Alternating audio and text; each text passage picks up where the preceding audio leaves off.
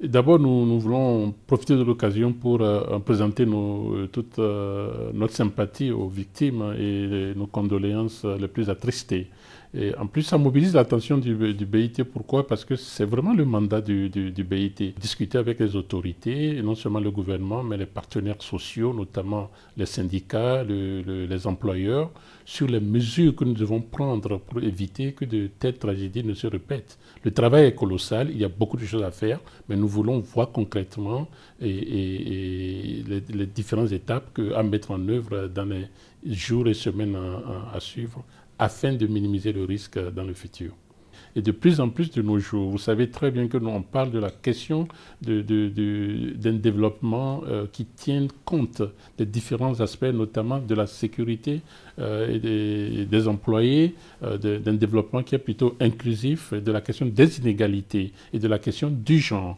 Et quand on voit les victimes et quand on voit la situation et le danger que cela peut au fait causer à la croissance économique du pays, il est très très important que ces problèmes soient réglés et soient réglés avec urgence. Voilà pourquoi ALO, le BIT, met énormément accorde de l'importance à cette situation. Et ce n'est qu'un début, ce rôle va être accentué de plus en plus dans le futur.